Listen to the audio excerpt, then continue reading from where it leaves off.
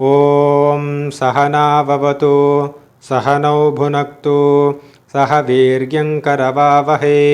तेजस्विनावधीतमस्तु मा विद्विषावहै। ॐ शान्तिः शान्तिः शान्तिः।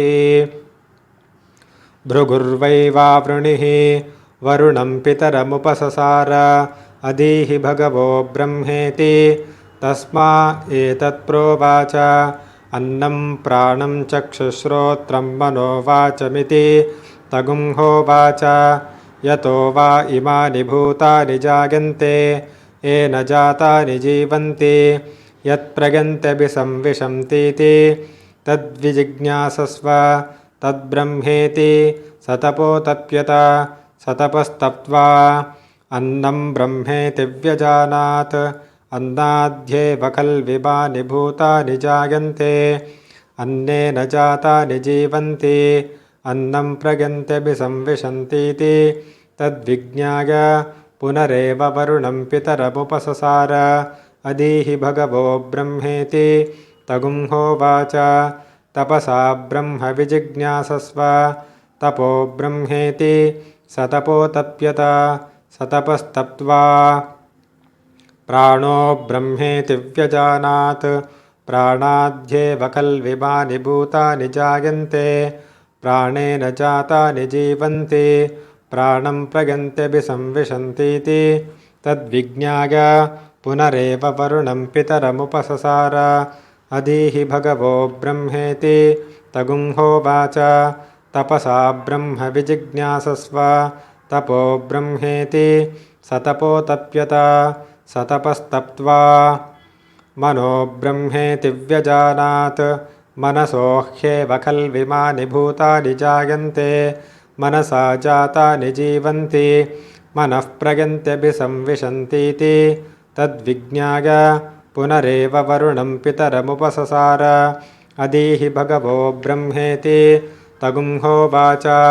तपसा ब्रह्म विजिज्ञासस्व तपो ब्रह्मेति सतपोतप्यत सतपस्तप्त्वा विज्ञानं ब्रह्मेति व्यजानात् विज्ञानाद्येव खल्विमानि भूतानि जायन्ते विज्ञानेन जातानि जीवन्ति विज्ञानं प्रयन्त्यभिसंविशन्तीति तद्विज्ञाय पुनरेव वरुणं पितरमुपससार अधीहि भगवो ब्रह्मेति तगुंहोवाच तपसा ब्रह्म विजिज्ञासस्व तपो ब्रह्मेति सतपोतप्यत सतपस्तप्त्वा आनन्दो ब्रह्मेति व्यजानात् आनन्दाद्येव खल्विमानि भूतानि जायन्ते आनन्देन जातानि जीवन्ति आनन्दं प्रयन्त्यभिसंविशन्तीति सैषा भार्गवी वारुणी विद्या परमे व्योमन् प्रतिष्ठिता य एवं वेद प्रतितिष्ठति अन्नवानन्नादो भवति महान् भवति प्रजगा पशुभिर्ब्रह्मवर्चसेन महान् कीर्त्या अन्नन्न निन्द्यात् तद्व्रतं प्राणो वा अन्नं शरीरमन्नादं प्राणे शरीरं प्रतिष्ठितं शरीरे प्राणः प्रतिष्ठिताः तदेतदन्नमन्ने प्रतिष्ठितं स य एतदन्नमन्ने प्रतिष्ठितं वेद प्रतितिष्ठति अन्नवानन्नादो भवति महान् भवति प्रजगा पशुभिर्ब्रह्मवर्चसेन महान् कीर्त्या अन्नन्न परिचक्षेत तद्व्रतम् आपो वा अन्नं ज्योतिरन्नादम् अप्सु ज्योतिः प्रतिष्ठितं ज्योतिष्यापः प्रतिष्ठिताः तदेतदन्नमन्ने प्रतिष्ठितं स य एतदन्नमन्ने प्रतिष्ठितं वेद प्रतितिष्ठति अन्नवानन्नादो भवति महान् भवति प्रजगा पशुभिर्ब्रह्मवर्चसेन महान् कीर्त्या अन्नं बहुकुर्वेत तद्व्रतं पृथिवी वा अन्नम् आकाशोऽन्नादः पृथिव्यामाकाशः प्रतिष्ठिताः आकाशे पृथिवी प्रतिष्ठिता तदेतदन्नमन्ने प्रतिष्ठितं स य एतदन्नमन्ने प्रतिष्ठितं वेद प्रतितिष्ठति अन्नवानन्नादो भवति महान् भवति प्रजया पशुभिर्ब्रह्मवर्चसेन महान् कीर्त्या न कञ्चन वसतो प्रत्याचक्षेत तद्व्रतं तस्माद्यया च विदया बह्वन्नं प्राप्नुयात्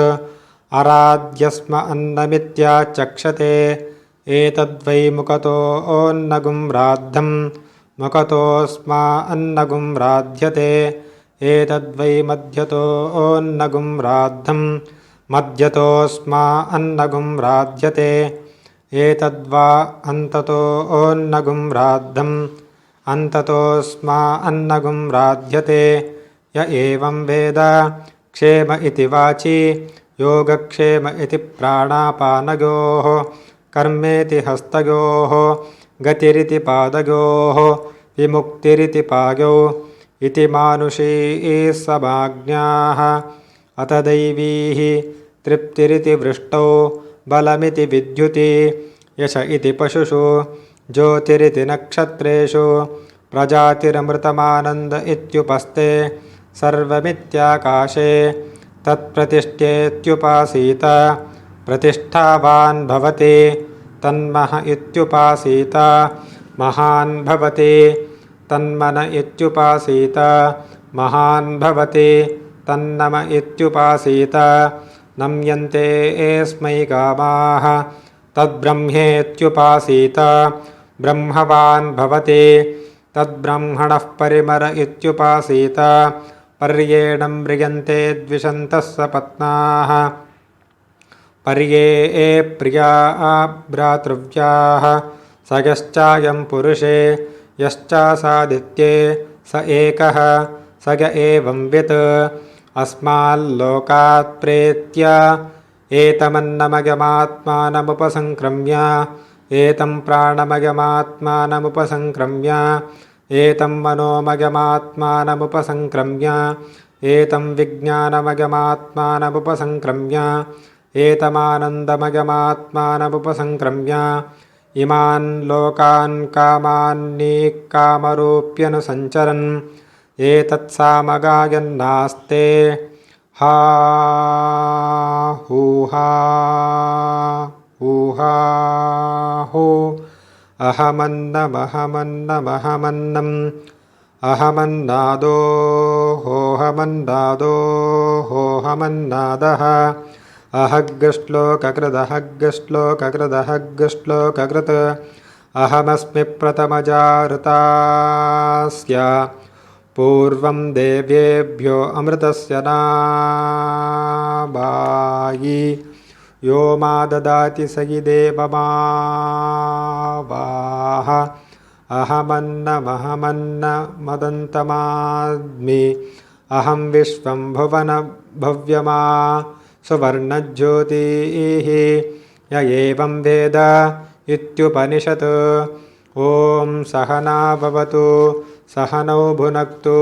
सह वीर्यङ्करवावहै तेजस्विनावधीतमस्तु मा विद्विषावहै ॐ शान्तिः शान्तिः शान्तिः।